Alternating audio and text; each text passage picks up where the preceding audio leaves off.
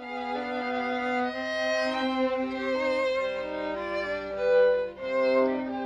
one, two, one.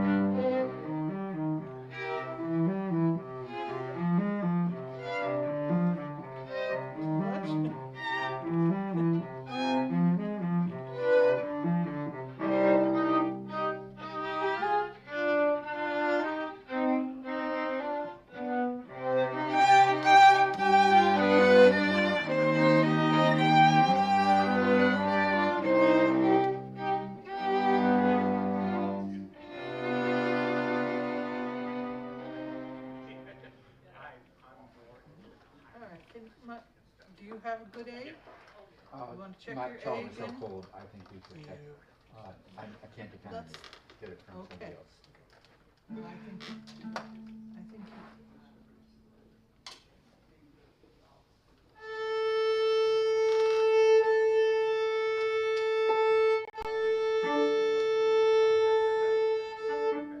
Ready?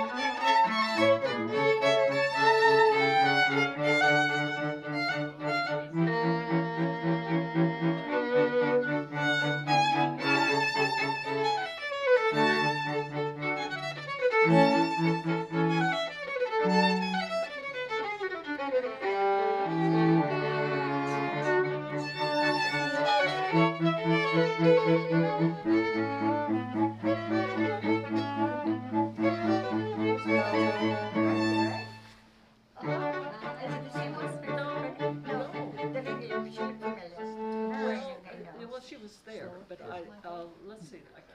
Yeah, I know. It is a different group.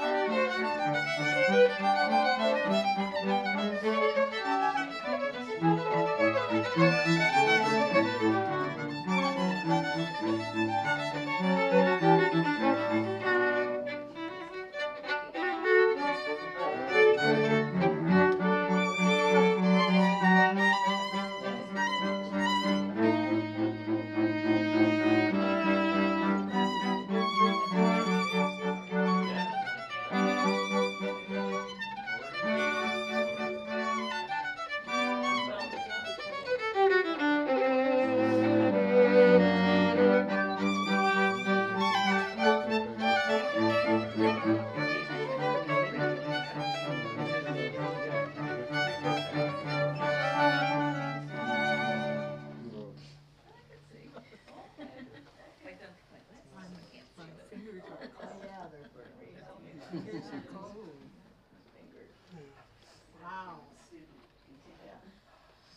Wasn't expecting that. Okay. They said it at 67. December 57. 67 days. 7.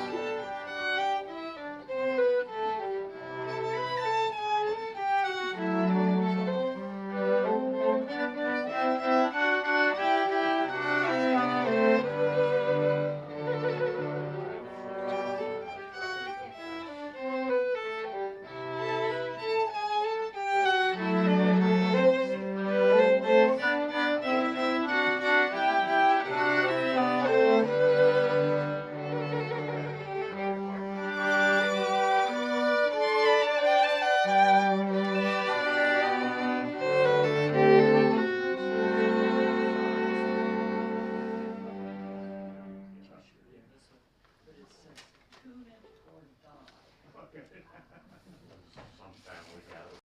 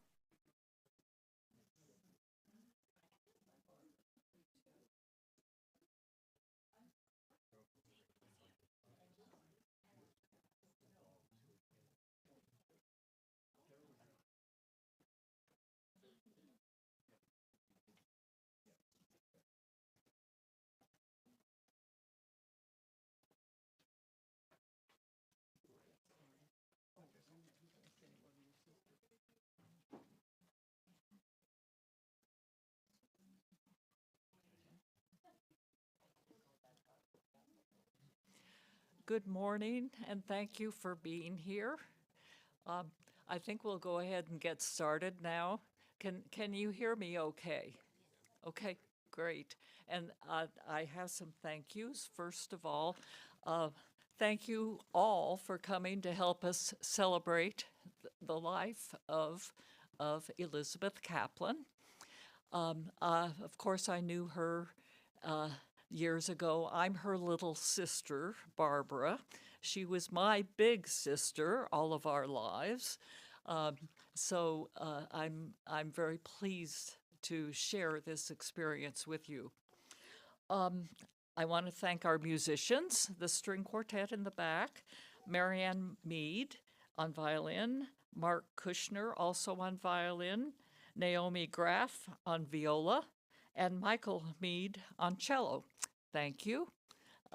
As you all know, playing string quartets was dear to Liz. It's something she did and I did all of our lives. And so very important to have the music here this morning.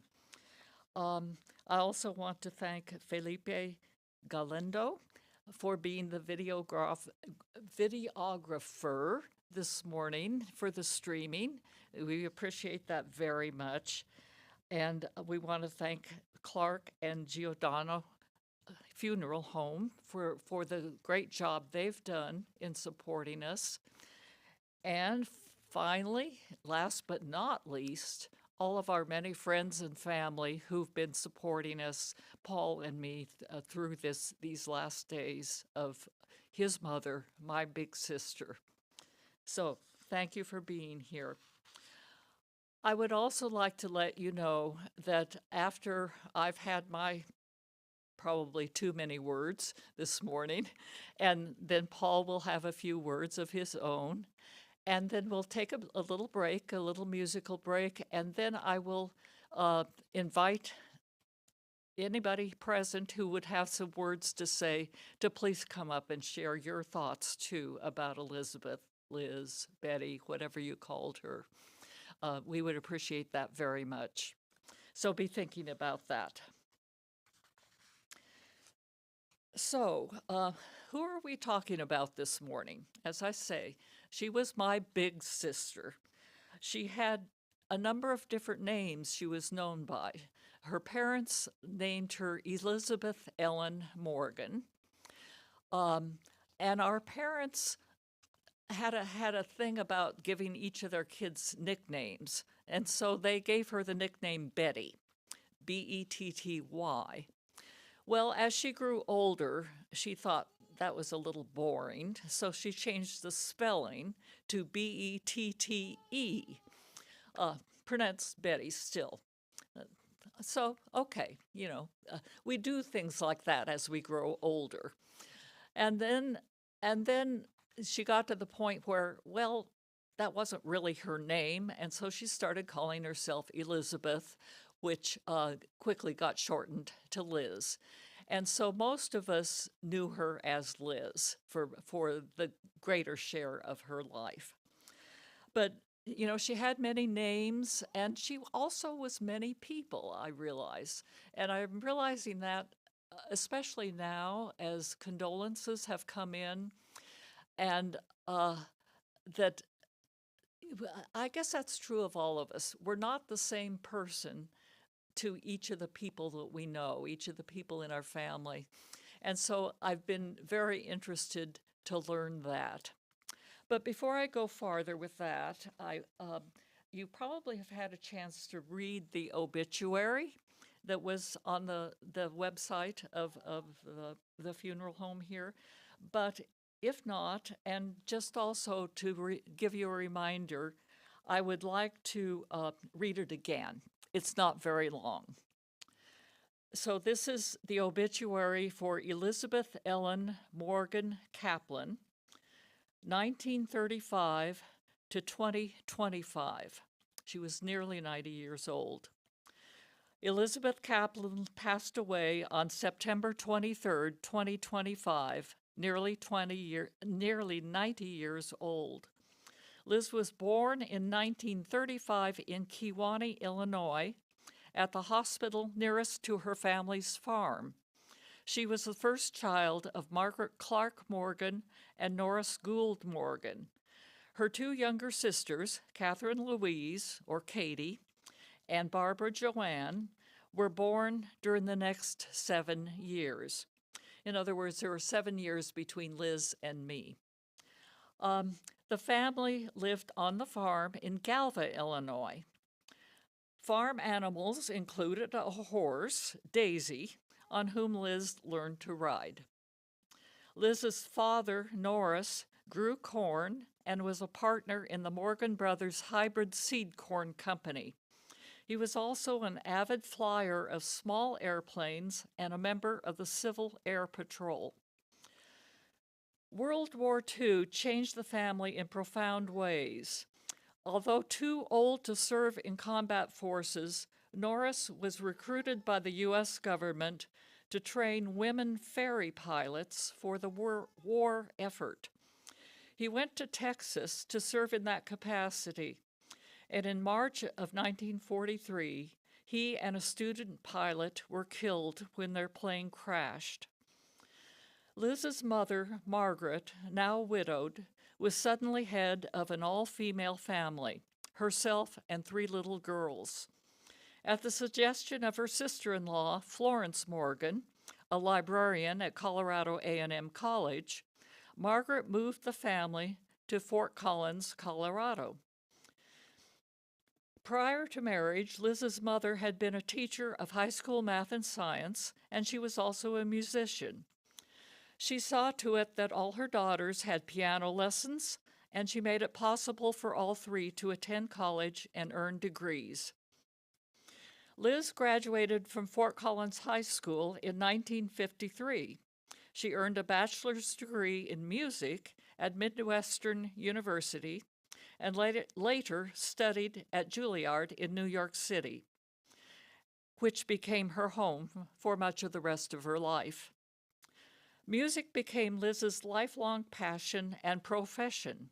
She played several instruments, but she excelled on viola, and it became her main instrument. She loved chamber music. Friends and family members remember many string quartet sessions with her, and I certainly do.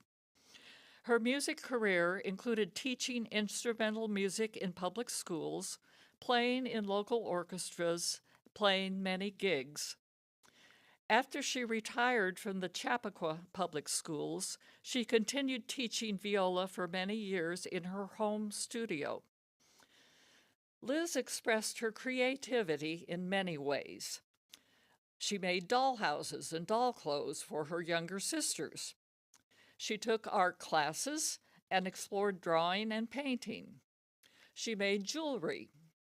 She was an avid photographer. She was a very creative cook. Liz and her husband traveled extensively in their later years, and they collected art on their travels. Elizabeth married Raymond Kaplan on December 23, 1965. They enjoyed over 53 years together until Ray's death in 2019. They had 2 sons, Paul Norris Kaplan, now of, I guess it's Knox, New York, and John Philip Kaplan. Paul is managing partner of the Kaplan family business. Second son, John, was disabled. Liz and Ray sought out the best possible care and therapy for him. With the help of his parents, his Aunt Katie Morgan, and many others, John graduated from college and lived an independent life in New York City until his death in 2018. Family was very important to Liz throughout her life. She hosted many family holiday gatherings, and she was the one in our immediate family who really did a good job of keeping track of all of the cousins spread out across the whole country. Liz's health began a slow decline about 7 years ago. She received live-in help from Annie's Home Care in her house in Yorktown Heights for the final 5 years of her life. Her son Paul devotedly saw to her comfort and care. At the suggestion of her care team, the family held an early 90th birthday party for her in September, while the weather was still nice. Family and friends gathered round, some played chamber music. Liz clearly enjoyed visiting with all. 10 days later, she died in her sleep. Elizabeth's and Raymond's ashes will be buried in the Morgan family plot in the Galva Cemetery, Galva, Illinois. And then we also gave you information where memorial contributions could be made. So she had many names. She had many relationships throughout her life. First of all, of course, she was a daughter. She was a sister to both me and Katie. She was a wife to Raymond. She was a mother to Paul and John. And she was a cousin to quite a few people, as witnessed by some of you who are here today. Her relationship with the Clark family, our mother's family, actually started quite early, even though she and her husband and her growing family were living in Illinois. Some of the Clark cousins would come visiting in the summertime so that they could have experience on the farm in Illinois. And then after my father died in the plane crash, and Mother was casting about for how to reassemble her life and a place to settle down, she first went back to Pennsylvania, which was her home state where she had grown up. And aunts and uncles and cousins there helped her out. She finished second grade in Pennsylvania. And she talked about that from time to time, that was a hard year for her in many ways. She'd lost her father, of course, that was hard. Also, she went to 3 different schools before she finished second grade. She started school in Illinois that year, and then she enrolled in school in Texas very briefly when the family went to Texas to join our father. And then after his death, she finished out the school year in Pennsylvania. And she went to school in Pennsylvania with her cousins Guy and Bill Clark and Carol Ann Clark, their sister. And she has had fond memories of those cousins and playing with them, going to school with them, and kind of able to feel like a normal child at that point.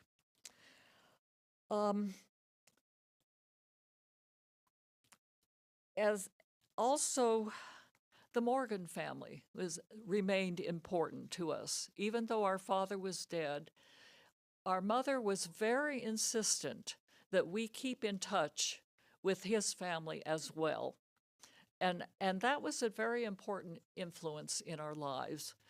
It was partly due to the fact that of the branch of the family that we used to refer to as the China Morgans, because Aunt Ruth and Uncle Lauren, who were great aunt and uncles to us, were medical missionaries in China.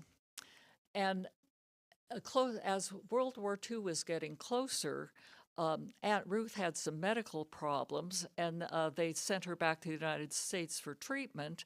And then war clouds were gathering, and they said, no, don't come back to China now.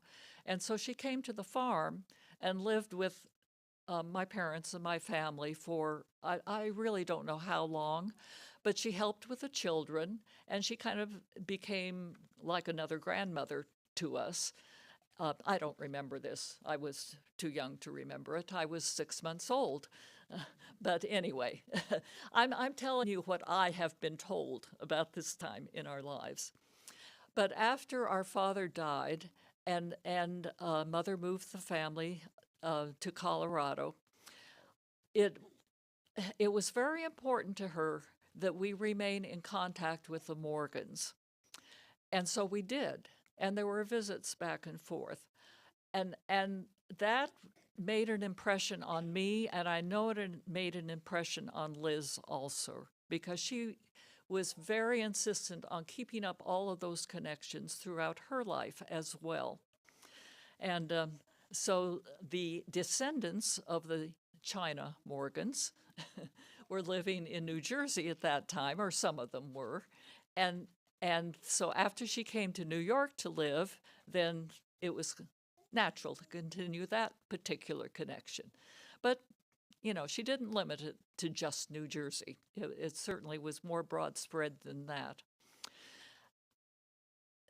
Part of the lesson there was, regardless of whether you may have disagreements with people, you may decide you don't like each other for a while, whatever it may be, they're still family. You still stay in touch.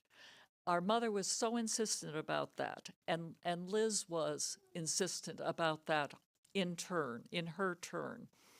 And I remember a time later in our lives when there was a rift amongst us, our immediate family.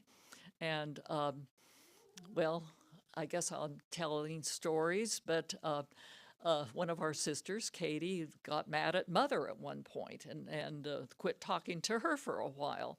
But Liz was insistent that they heal that rift, and that happened.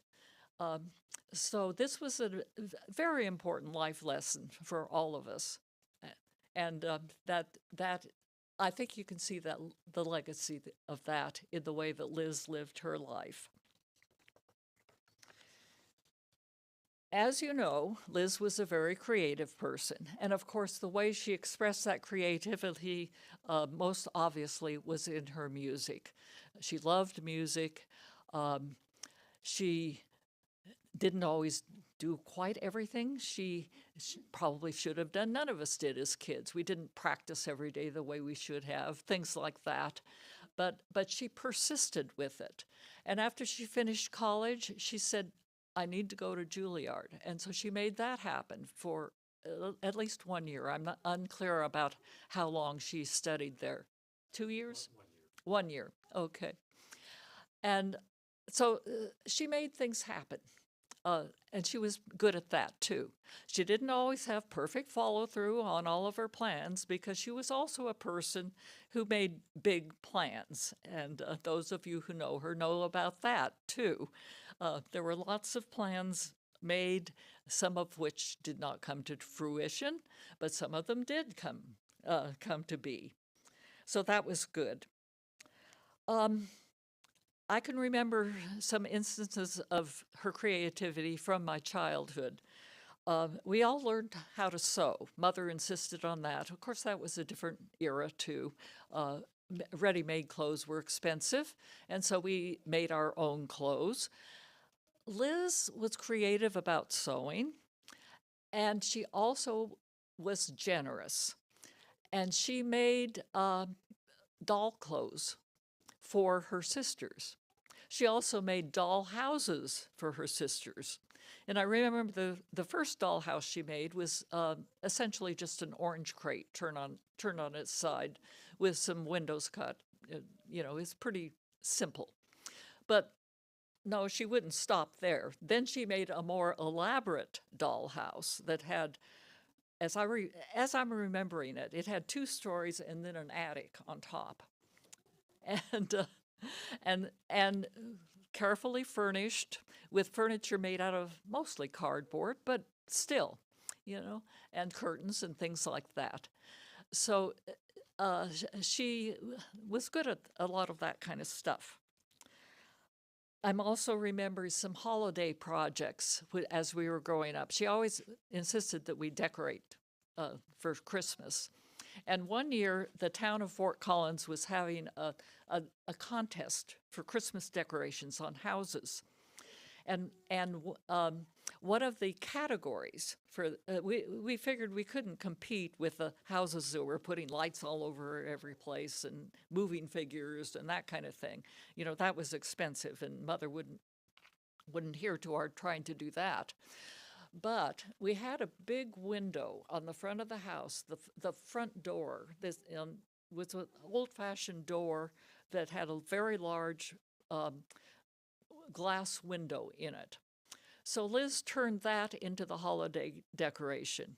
She had learned a technique of using pastel chalks on oiled paper to make a picture that was translucent and that you could put a light behind it and the light would shine through. So she drew this great big picture of a Madonna in a blue robe and mounted it on that window, put Christmas lights with blue light bulbs around the outside of the window, and had lamps lighting it from inside the house from behind. And that was our Christmas display, and we entered it in the city contest, and darn it, she didn't get first prize, but she got a prize. I forget exactly which one. So that's another example of the kind of creativity that she was showing all of her life. Cooking. She was a creative cook. Oh, goodness. She would throw dinner parties.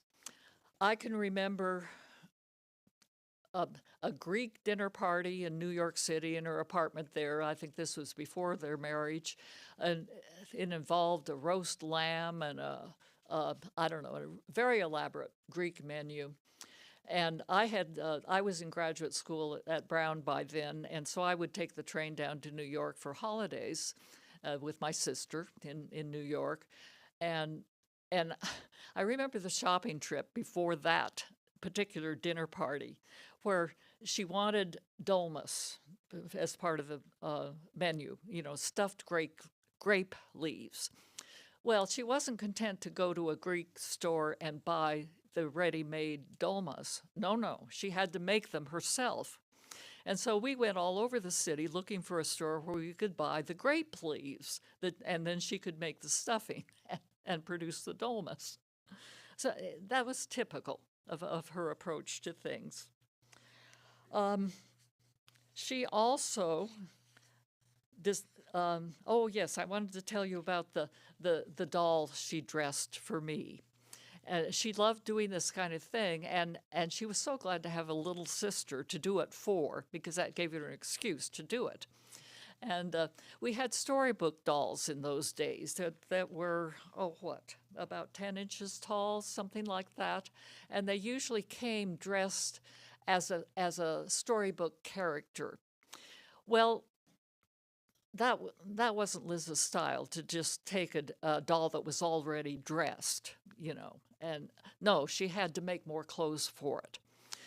And so she made this Cinderella doll and made many outfits for it, including a lace wedding dress, a couple of ball gowns, a couple of other dresses, and then she made a bed for it, a canopied 4-poster bed that was made out of a cigar box, basically. But it had, it was fancy. It had gold paint and I don't know what all. I still have that in my attic and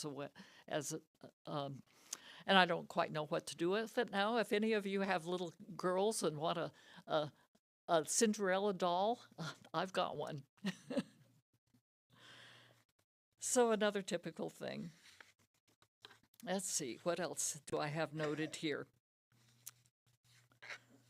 Well, another of her projects was putting on her little sister's wedding. When Joe and I were married, we were all on the East Coast. Joe and I were finishing up graduate school, and Liz was in New York City, and she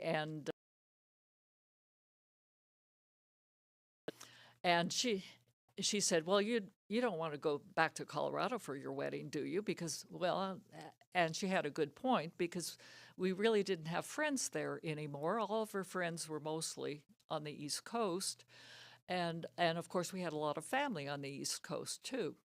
So she persuaded me and Mother that we should have the wedding in her apartment in the West 80s in Manhattan.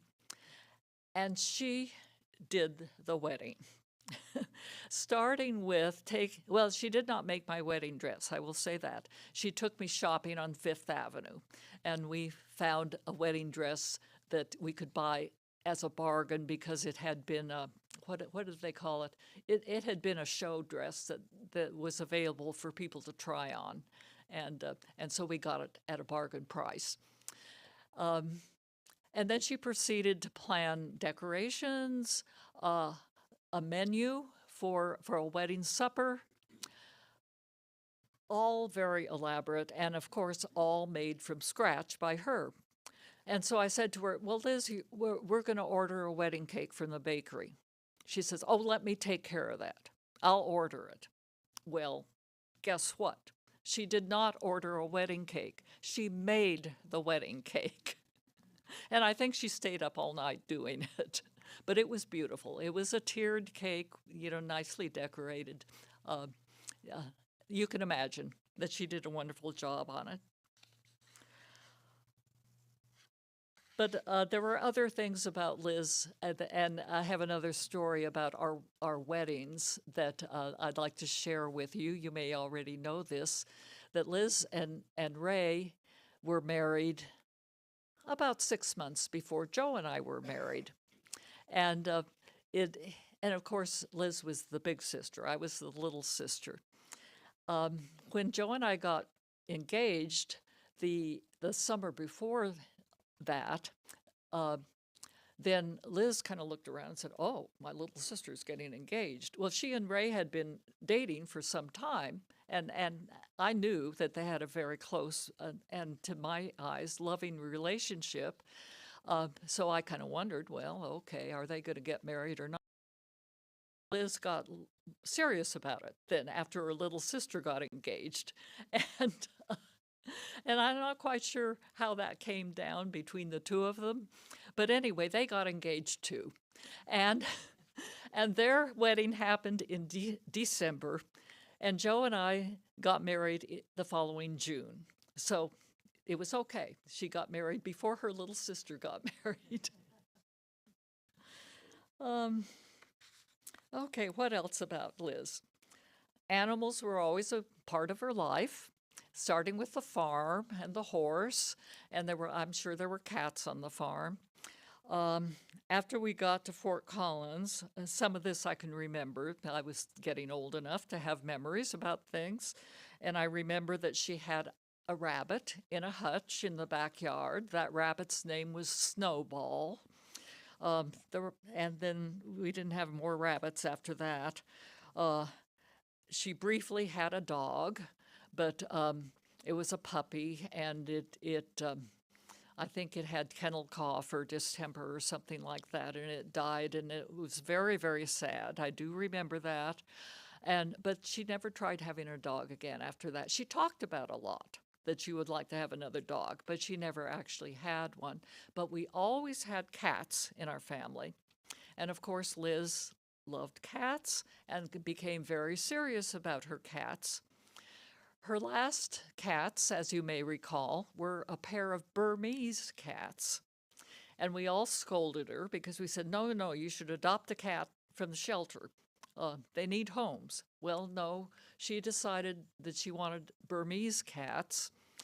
And she also decided that it was Ray's idea to have Burmese cats, so that, she would reinforce that need. So she researched breeders of Burmese cats all over the country, settled on a breeder in Colorado, believe it or not.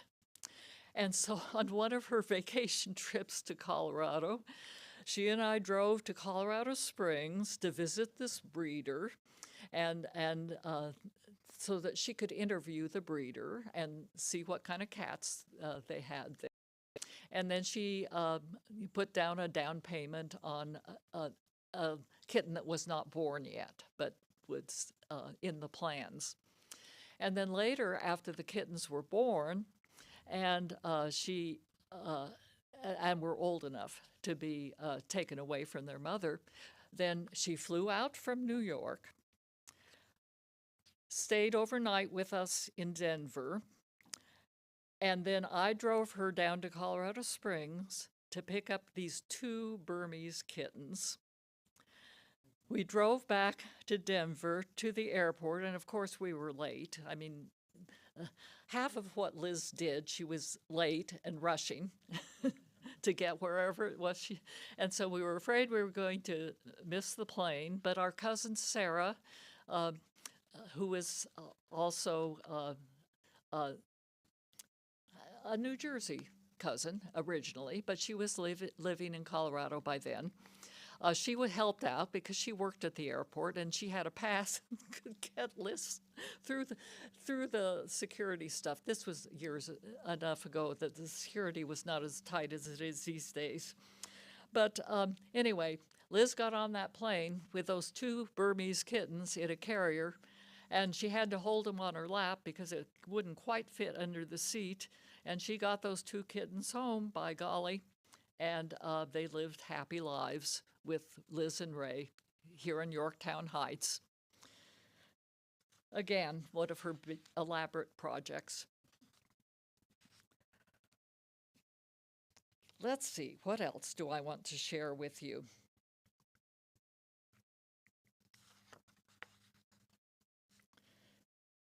She was always generous and welcoming, and this came from our mother also. Holiday dinners were never just the immediate family. They were always extended family and usually a few other guests too. Often foreign students when we were living in Fort Collins. And I think that was a tradition that came from the China Morgans also, to have visitors to this country included in family gatherings. And so they carried that on to a large extent. That blossomed into a close relationship between our family and a particular family in China, Ringo Han and his wife and his daughter Kathy. Kathy came to this country to study at Columbia. She was there, I believe, for 2 years, got a master's degree in English as a second language. Well, our cousin Larry in California had been the first contact with Ringo and his family in China. And so he said, oh, I've got a cousin in New York. Your daughter's going to be in New York, so they need to get in touch with each other. And they did. Well, it turned out that Kathy needed a place to stay when she first landed in New York because the dormitory wasn't quite open yet. So where did she stay? With Liz and Ray, of course. No question about it. And she became like a part of our family, and we're so grateful for that.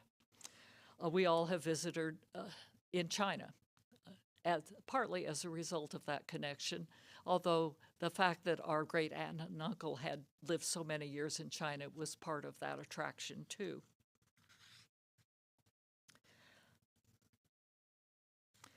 Well, Liz was a complex person, as you all know. Things didn't always go according to plan. One of the things she struggled with was money management.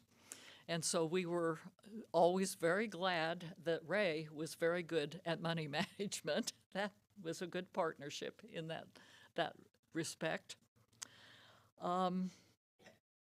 It's also a question in my mind how much her narcolepsy affected her personality and the way she was able to live her life. And those of you who know her well know that she had narcolepsy, would sometimes fall asleep in the middle of a conversation. And one of the symptoms of that condition is what they call waking dreams, where she would have a dream while she was awake and not realize she was dreaming. And so there would be kind of a break with reality there, and then she wouldn't know later whether it was something that actually happened or whether it was something that she dreamt.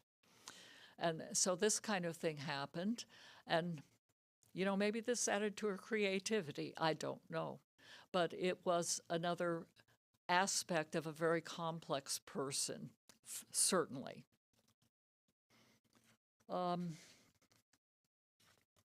I'm looking at my notes here to see what else I wanted to say. She certainly persevered through trauma in her life. There is no doubt about that. Starting with the trauma of losing her father at age 7, the trauma of going to 3 different schools in 2nd grade, and even after we got settled in Fort Collins, which, by the way, was a very good place to grow up as a child. It was a smaller town then. The college has become a university. It's bigger, it's more complex. But at the time we were growing up there, it was small, and you could get around town without a car. There were streetcars, it was walkable, that kind of thing. But when we first moved there, she was ready for 3rd grade. She was in time to start the school year in the Fort Collins schools. But she told me later, but I was the new kid in town. And she carried an insecurity with her about meeting new people and would she be accepted. And I remember, and my interpretation of that is that it had to do with that disruption in her life. Of course, we all are insecure at times. That's a very human thing. But I think that was an especially important part of her personality. And of course, that carried through into her final years. It's not easy growing old. Those of us who are getting up there can tell you about that. And one of the things that happens as you grow old and have physical infirmities and perhaps cognitive infirmities is that you kind of lose control over your life. You have to depend more on other people to do things for you. That was very hard for Liz. She really complained about the loss of control. And the fact that she could, she persisted in saying, yes, I can do it. I can do it for myself. I will do it. But then she was unable, for whatever reason, to follow through on a lot of that. And that was very, very difficult for her. Up until her final days, she was still making plans about what she was going to do. I will clean out that cupboard and put things away where they belong, things like that. She was determined she was going to get better control over the house and whatever it was. But at the same time, she really loved the people around her. And I can tell you, because I was here for it, she loved that birthday party in last September. She loved the fact that so many friends came, and I thank Annie for suggesting that we do that while the weather was still good, and it worked out perfectly. We had music, we had a string quartet, different players than we have today, but still players who were friends of Liz, who knew her well. Everyone was greeting her. We had a birthday cake, of course, and it was just a really warm, joyous occasion. So I feel good about that as a part of her last days, and I think we all can feel good about that. And talking about a life well lived, well, it was complex. It had a lot of turmoil in it. But I feel that we can say she lived her life well. And now I would like to turn it over to Paul, because he can speak about her role as a mother. I can't really speak to that as well as he can. And then we'll have a little interlude with some more music after that. And then after that, I would like to invite members of the audience to come up and have a few words. Okay, Paul? I'm just going to leave these here. So, first let me echo Barbara's thanks to everyone here for coming, the quartet for playing. And I'd like to add a couple more thanks of my own. One, thanks to Annie for all of these years, really providing such great care for Mom. And not just care, but companionship. Annie really goes out of her way to make sure the people she provides can be companions as well. I'd also like to thank my cousin Carell, who came to the house last week for several days to help me sift through things, whose help was invaluable in getting the house into some semblance of order.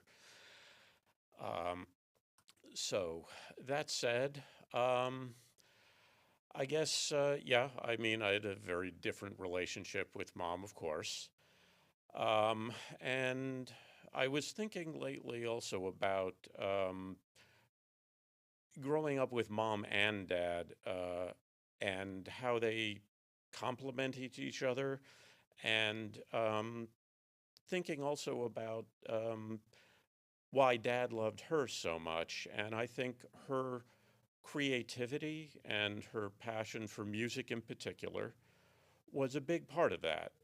Dad came from a family that certainly most of them were intelligent, capable people, but I think arts, creativity, music was not really a big part of life for most of the people in that family.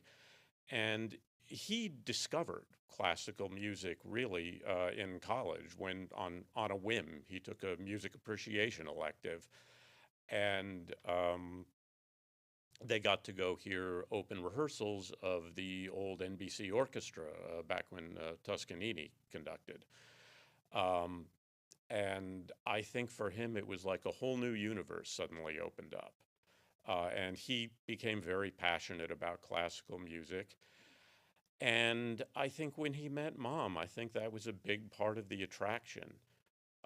He was really attracted to the fact that she was a professional musician and that she was so creative and that they shared this passion. And I know he immensely enjoyed going to concerts with her, but also just sitting in the living room and listening to her and her friends play quartets. I know that was an immense enjoyment to him.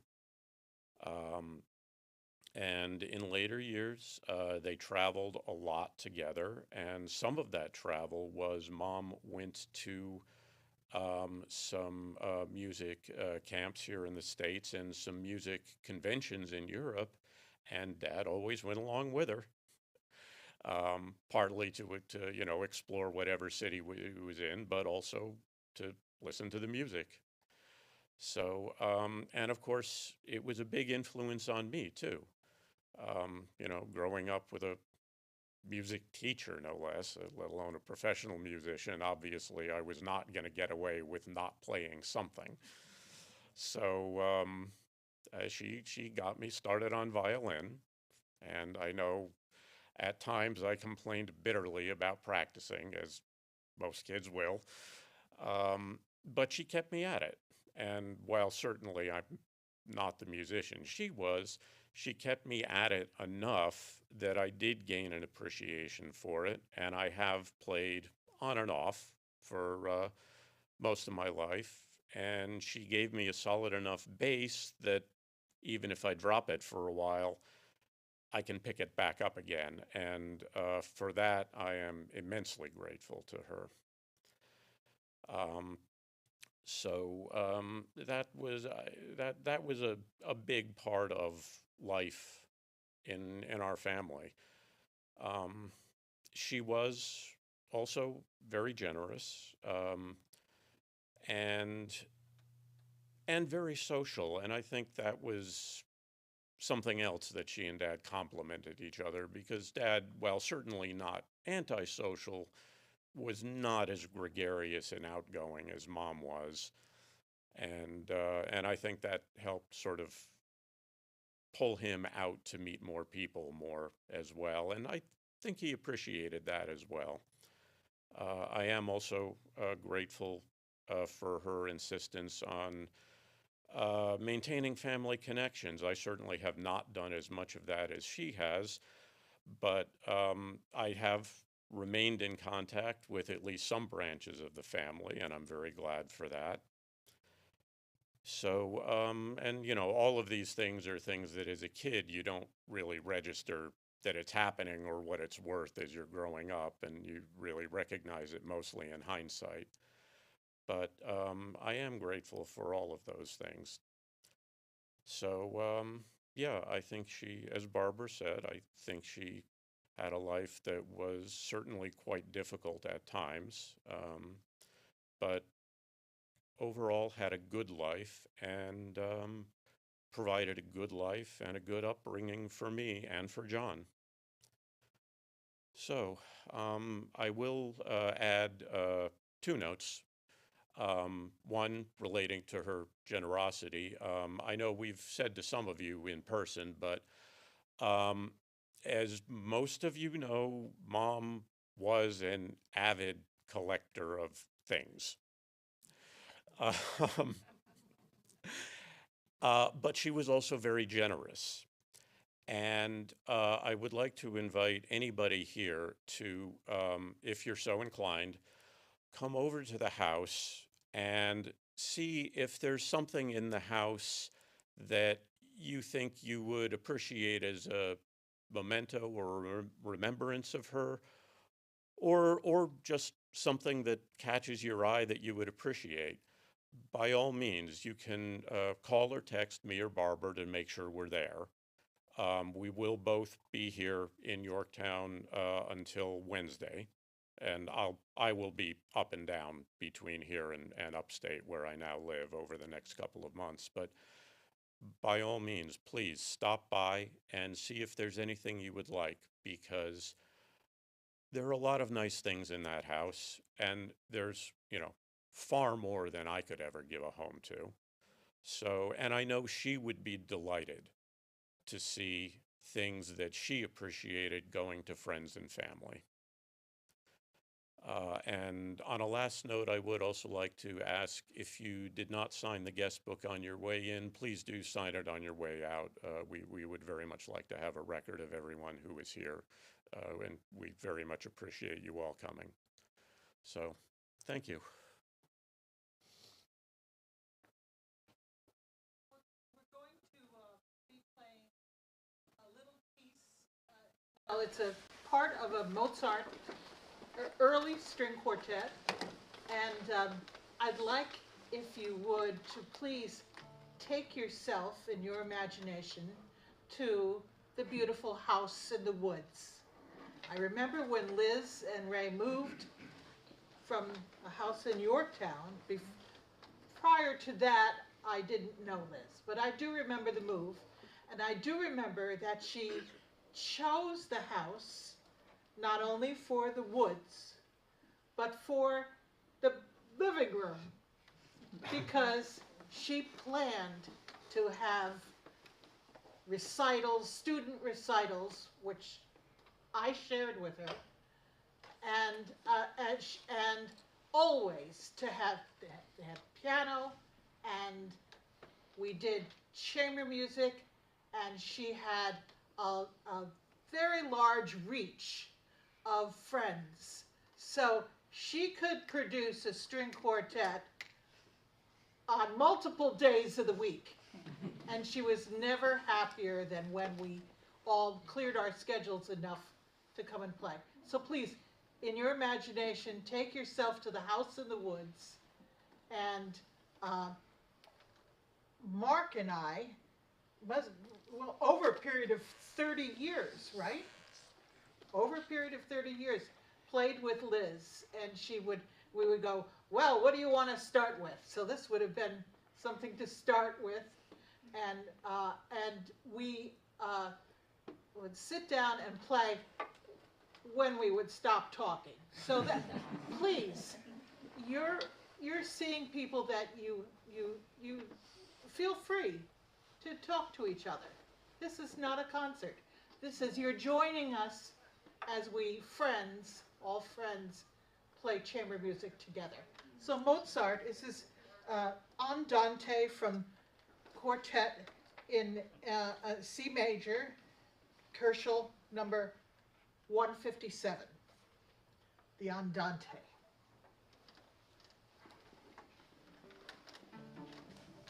Oh, I almost forgot. We also chose this because the viola has the first note.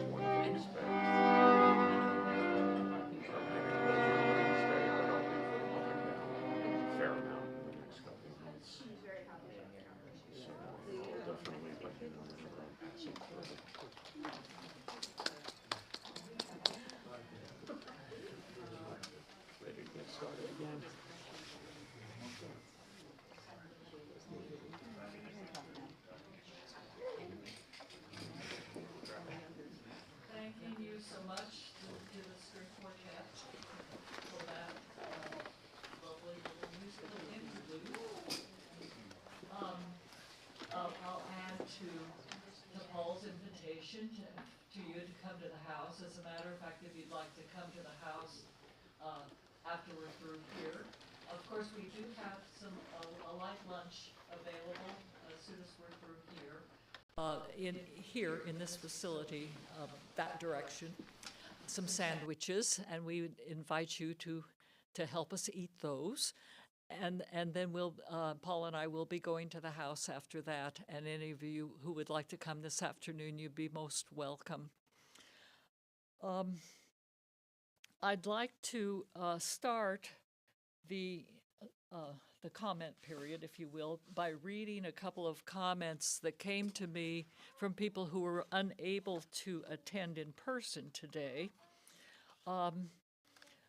Adele Longa is one of the proofreaders, or I think she's the head of proofreading at the law firm, or Katie was a proofreader for so long. And Katie talked Adele into learning to play the violin and Katie was studying violin.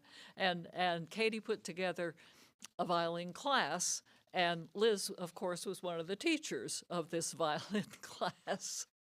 And so Adele said, I personally experienced Liz's great energy and passion for music in violin class.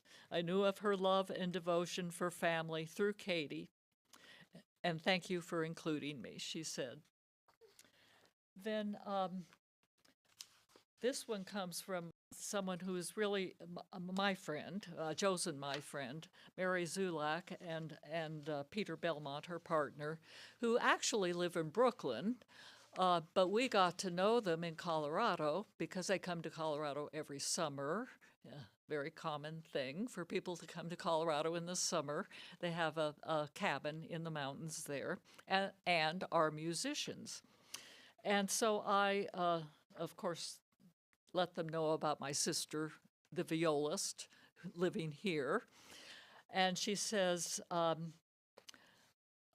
Peter and I will not be coming to the memorial, I'm sorry to say, but we are also so sorry that Liz has passed away, however gently and filled with love and honor.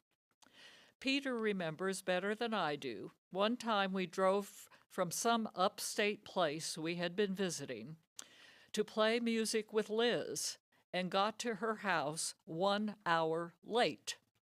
She made no fuss about that, and the music went on. We have heard from many friends over the years how much they enjoyed their Bennington time with her, and you surely did also. And Bennington was a place where there were chamber music workshops every summer for years and years and years. I think they're holding them in other locations now, but the Bennington tradition is big in chamber music. In reading her obituary, I see that she was born in Galva, Illinois. My father's family came west to Denver in about 1910 from Lacan, Illinois, which is apparently very close to Galva. So connections, it's always nice to know about these connections. This one comes from Kathy in China. Kathy Hanya is her Chinese name, if I'm saying it anywhere close. Addressed to me and Paul. In the howling sound of typhoon, I received this saddening message. I felt a large lump in my throat and was immediately brought back to the very first day that I met Liz in late August 2008. She came downstairs with a big smile when Ray brought me into their house, eyes sparkling. I knew that my parents had met Liz and Ray in Xi'an before I arrived in New York, but that was my very first time meeting them in person. Liz and Ray and the whole family have been so kind to me. She's been so motherly and caring, watching us packing until midnight, the night before my parents and I flew back to China. During my days in New York, I have learned so much from them. Some has become part of me and my life unconsciously. Some decisions and choices, which turned out to be right later, should be credited to them. It is from them I truly understood how important critical reading is and should be in a household. Liz told me that her mother told her not to believe in everything that you read, to stay informed, but to stay critical. That criticality is the cornerstone of any academic. It is Liz and Ray who showed me that one doesn't need to arrange your living room around a TV. Instead, families should sit down to read, talk, and enjoy music. I also learned how important music education is. This is why Ruan, her daughter, has been taking piano lessons for years. They also brought me to a number of concerts, quartets, chamber music, symphonies, and we did musicals too. Later on, I certainly became a regular goer of concerts and musicals after I settled down in Shenzhen and brought my daughter to concerts as often as I can. These are all invaluable cultural legacy that Liz and Ray passed down to me, and I am deeply indebted. Perhaps they have never fully known about this, but they have been very, very influential in my life. I am very regretful that I had no opportunity to visit her in person after 2016. It had been easier to attend international conferences in the U.S. while I was still in Hong Kong, but after I moved back to mainland, it became more difficult. But whenever I got her updates from Barbara, I felt reassured and happy to learn that Barbara would read my emails to her. Lauren told my father that Liz had an early birthday party, and I felt very happy for her. And it was nice to see the photos. I sent her some photos of the birthday party. I should have emailed my birthday greetings, but was too occupied and felt I could do it a few days later. However, I am so very sad that I never had this chance anymore. I will cherish all my memories of Liz, Ray, Katie, and John, and pass down their enlightening stories to Runan.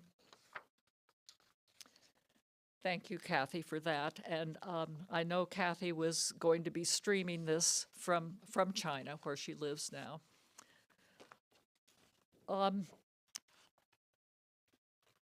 Have I made all the announcements I need to, Paul? Okay. Thank you for keeping me straight. Now, any of you who would like to say a few words, please do come up. Ben. Thank you,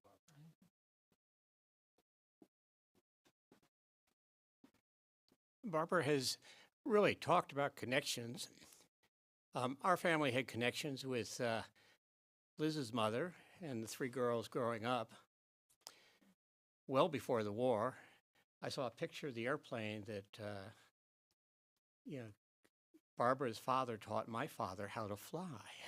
He was a regular attendee at the Illinois Farms while he was in high school and in college. He eventually went on to university in Illinois and ended up in China during the Second World War. My mother helped Margaret and the three girls move from Pennsylvania to Fort Collins. She quit her, she was working in the war industry. She quit her job, making torpedoes or whatever it was, and helped them move out and spent several months in Fort Collins with her. The relationships continued. When Liz came to New York City, my parents hosted her until she got settled in the city. When she would find boyfriends, they were brought out to have her Uncle Carell check them out. And several came by, and none of them met the criteria until Ray showed up. And both of them, being men of science, engineers, immediately struck up a strong bond together. And approval was immediately given. And I attended their marriage, which was a wonderful event, squashed into that apartment in New York City. You couldn't move, there were so many people there. Really, really nice time. I also attended Barbara and Joe's wedding a little bit later. So as Liz and Ray became a married couple, our families grew closer and closer together. All sorts of shared events, holidays, trips, camping, going to Maine to eat lobster, you name it, we did it together. And she, of course, was always watching us as we grew up. We were a little bit older. And when, her two boys were born, of course, they immediately came into the family. And this relationship continued the whole time. And I'm proud to say that we have another Morgan now. Josie is here, my granddaughter. She is out with Dad, I think.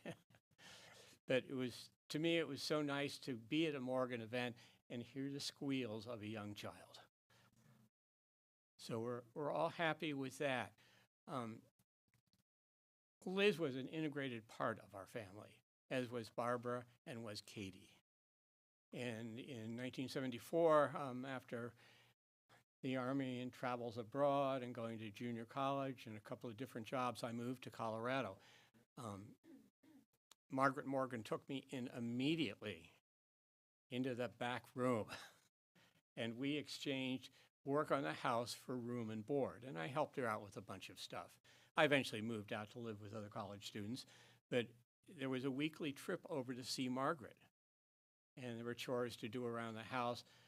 We had some great dinners together, and during the summertime, we would sit out on the front porch, drink gin and tonics, watch the neighbors go by. And she had so many gems of wisdom and so many good stories about the family. And she introduced me to any number of people in Fort Collins, which were a great help, as I was going to school there. After I began working with the Park Service, I still stored my stuff down in her basement. And when I was in between seasonal jobs, I would come there and live her and help her out with stuff. When did you move to Denver, Barbara? Okay. Barbara and Joe moved to Denver, so immediately, there was a bonding with them. And when Margaret eventually passed on, my stuff moved to their attic for a while. But that was a continued bonding between the Morgan families, and it went on, and it still goes on to this day, which I'm very proud of. I'm, good friends with Paul, Barbara, and Joe. When I can visit them in Denver, I always stop in and say hi. So that's been really, really nice, this whole family connection that we had. There's some interesting stories about Liz. She bought a sailboat. It immediately was transported to our house. Well, she didn't sail it a lot, but we certainly did. So, that was really nice. And her and my mother, developed a very close bond together. And they were always talking, and there were always these wonderful holiday meals. And Liz would sometimes show up late, but it was a lot better than my Aunt Ruth, who always showed up really late. So it wasn't a big issue, but it was a very strong relationship. Ray and Liz and the boys came down when my wife Cheryl and I were married in 1988. At the wedding that the alligator crashed. I don't know if anybody here, maybe Ellen remembers, and my sister, but here we were just getting ready to exchange vows. We had walked down the aisle. We had the ring bearers and everything like that set up, and this alligator crawls up out of a pond next to the amphitheater.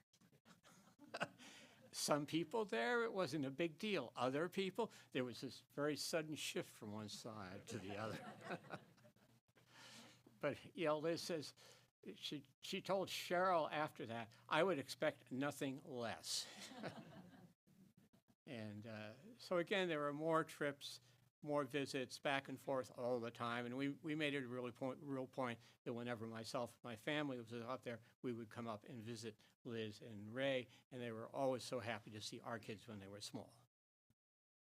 So great family connections, which are really important, and they continue today, which I'm really happy with.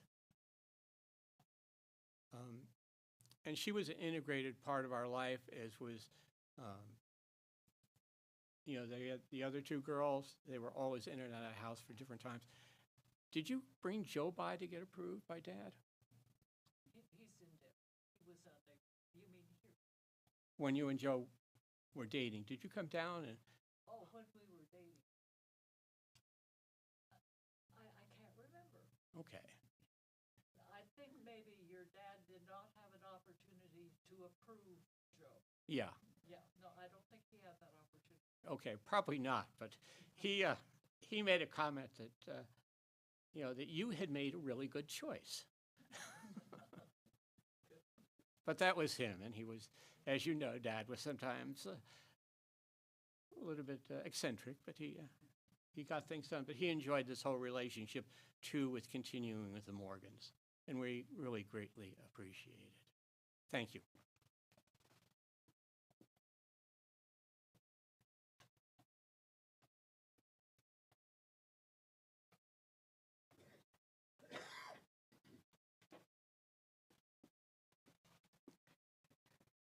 Well, I spent a half hour parked on a Taconic Parkway this morning. I did finally get here. Ben has covered a lot of the story, and thank you. Ben has covered a lot of the story. There's some things I just learned, and I will not monopolize. I do remember Liz coming to New York City in the late 50s. I was 5 years old. I remember she came out on the weekends. My mother would leave the door unlocked for her, and she would go right in the guest bedroom, usually later at night. And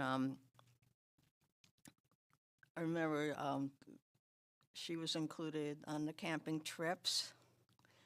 But my most significant memory of Liz, I was a very young 11, 12-year-old. Liz was a mentor for me, took great interest in me. I was deeply appreciative of that. When I heard that Liz was coming out, I just was counting the days until she got there. And, of course, I remember the wedding reception after she and Ray got married. I remember there were a lot of people in the apartment.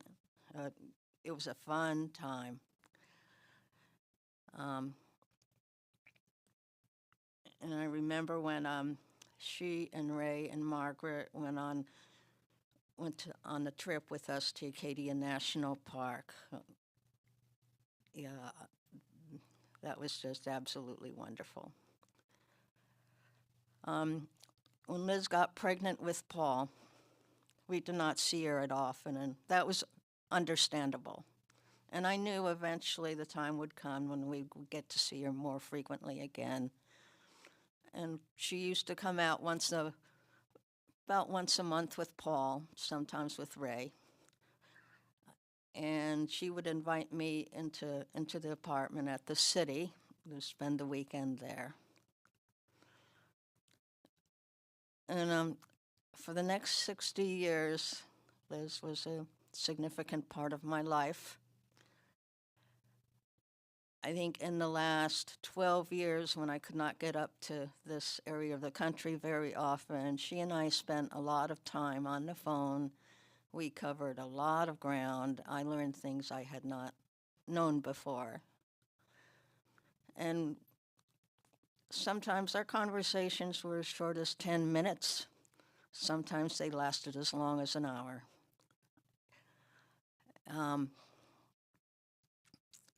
The last conversation I had with her, day and a half before she passed away, she really sounded chipper, and she was very revealing. I didn't put it together until sometime later, but I realized that had been the last conversation. I'm glad we had that conversation. And I hope she's out of her pain and discomfort now. Thank you.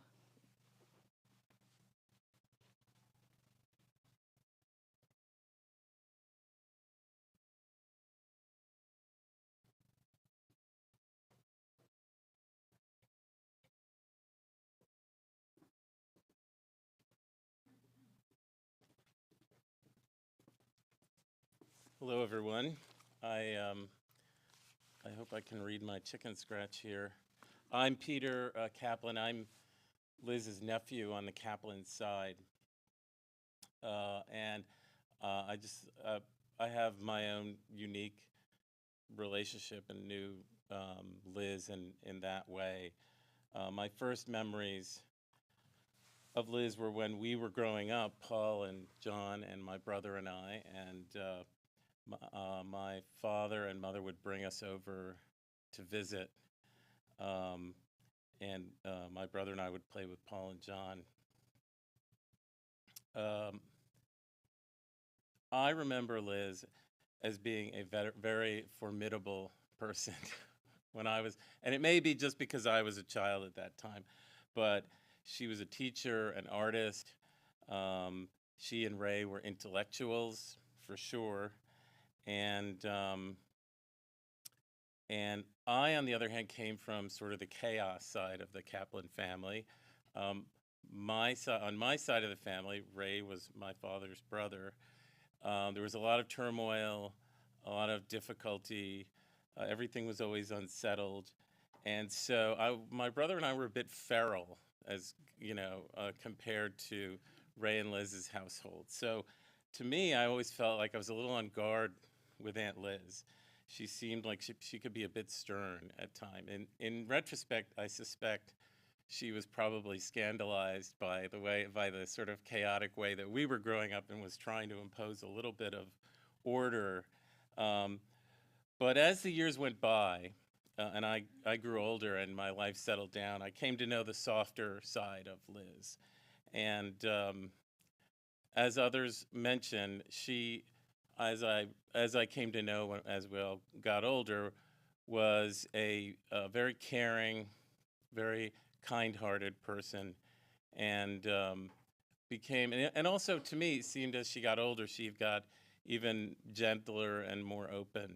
And so I just thought I would mention, after I got married, Liz was very kind to my wife and loved to see our two children that my wife and I had when we got older. And during visits, it turned out that my wife and Liz shared a love of turquoise jewelry, and Liz was very generous, and I think even gave Adri some of her jewelry, and I thought that was very lovely.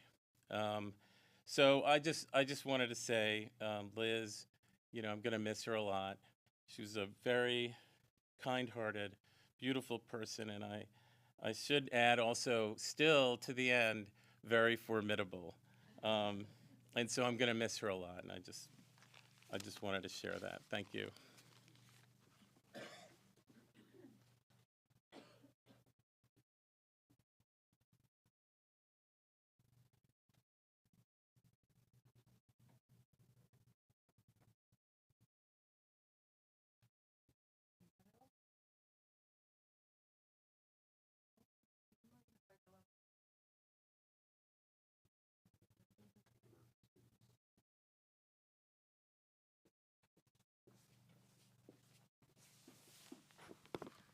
Hi, I'm Dre Chang. I'm one of Mrs. Kaplan's students. I didn't prepare anything, but I just want to say two things that I think I really appreciated about Ms. Kaplan.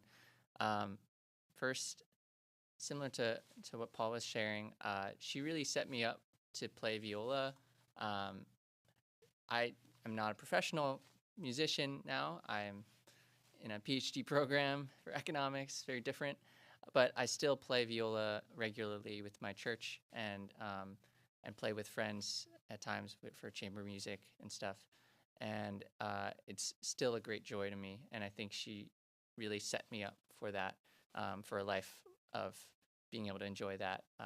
And I'm super grateful. And yeah, there was a point in college, so after I'd gone to college and continued to do lessons there, that I realized, yeah, I don't think I could ever lose this skill anymore, even if I spent many months or even years, and I could come back to it. And that was when I realized I'm so grateful for this. And it took years and years of my mom's sacrifice and Mrs. Kaplan's teaching to bring me to lessons, and I'm super grateful for that. And I know that there's many students that she's had over the years that have probably have that same experience. And the second thing is that, yeah, she really cared for me throughout that time, and I was even considering whether I should go into music, and she imparted a lot of wisdom to me. I didn't know you could be a person who had gone through a career in music and also give the advice of, you don't you don't have to do that to still enjoy music. And I think that was super helpful for me as I was considering my careers in high school. She's like, yeah, you can still continue to have music be part of your life, even if you aren't a professional musician. And, there's some trade-offs to make. And so she really was helpful in that way, and pointing me in the direction that I am now. And I'm really grateful for being able to both enjoy music and pursue this career on my own. Yeah, so that's it.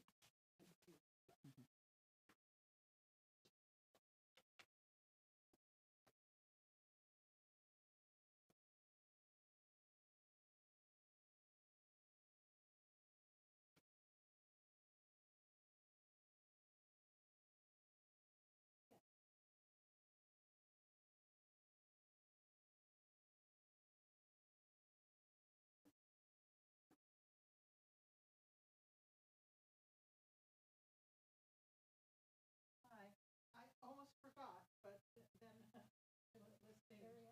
If you could speak here, they'll hear you on the street. On this.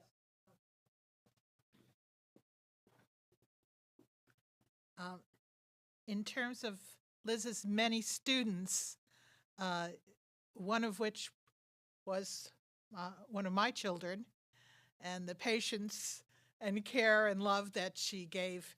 This is in talking to other people and letting them know about Liz passing. This is from, no, I'm saying Ashley, and I don't, okay.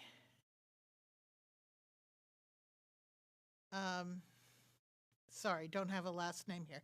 Ashley was a student from Yorktown that Liz taught, and she sent this little statement to us to read.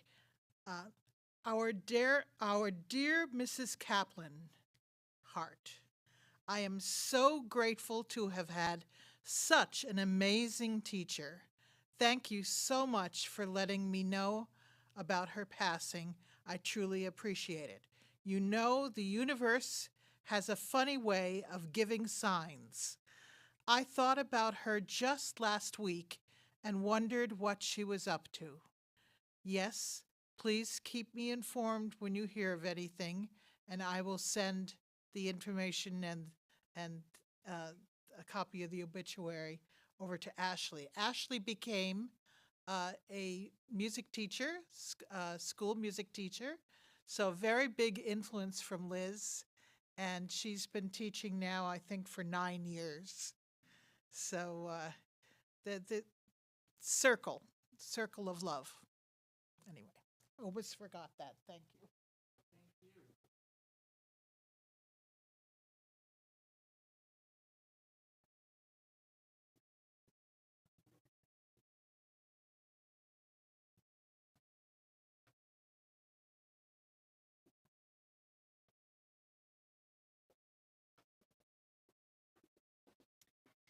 Just speaking of circles of love, I am I would say probably the outer circle for Liz, but I do cherish her friendship. When I first moved to Westchester as a violist, she was one of the very first people to call me up and ask me to play in, I think it was the Chappaqua Symphony at that time, welcoming me into the community very much, checking me out as a violist to see if I was really good enough to be, playing. But in the end, we shared stands in many, many concerts. She always supported me. She would listen to me when I would have an audition coming up. She would listen to me if I had a performance coming up. She attended performances with me. We went to many concerts together. We shopped for instruments together. She was always there as a really good friend, musician, and I just thought it was important to share that aspect of her life with everybody here as well, because she was pretty incredible with all of that. So, thank you.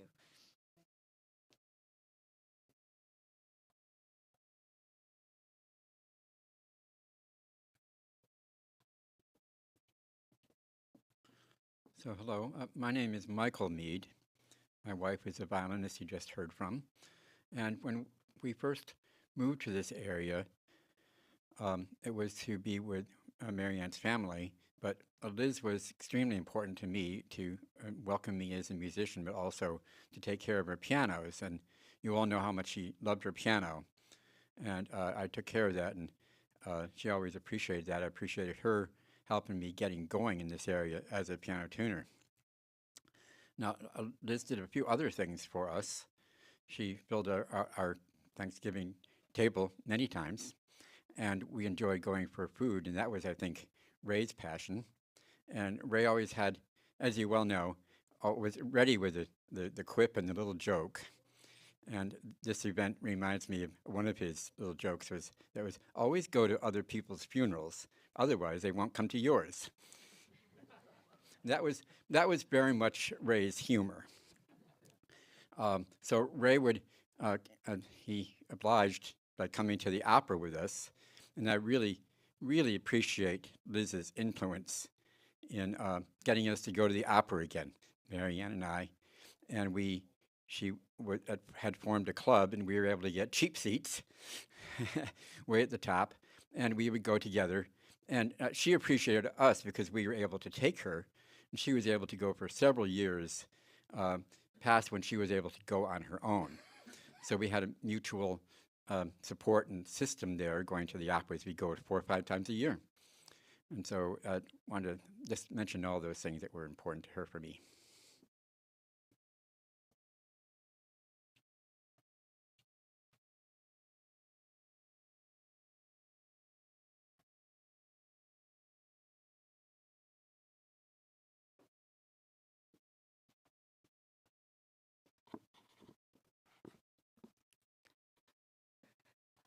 If you excuse me, I just wanted to add one more thing. It was through the random throw of the genetic dice. Liz and I have similar medical conditions. And I started taking medication for mine at the age of 31 years old, and it made a whole world of difference. And over the years, we compared notes, and it seemed as though we went on almost parallel lines. Her condition was a lot more involved than mine, but the medications we were taking had similar outcomes and made our lives better.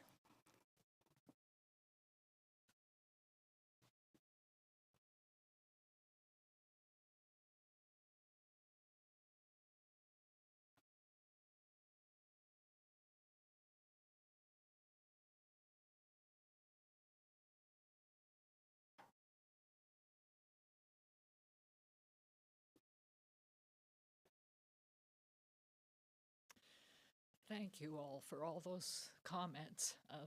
I find myself moved, and I appreciate that very much. If there are no more comments, then I think you're going to play a little bit more, and we can visit, and there is food in the other room, that direction. So we can linger for a few minutes, listen to the music, and then go have something to eat. And as I said before, you are invited to stop by the house. Hope to see some of you there. Thank you so much for coming. We're going to be playing as background music for you. Quartet in D major by Haydn. And this is something Mark and I remember playing with Liz. So there you go, in her spirit.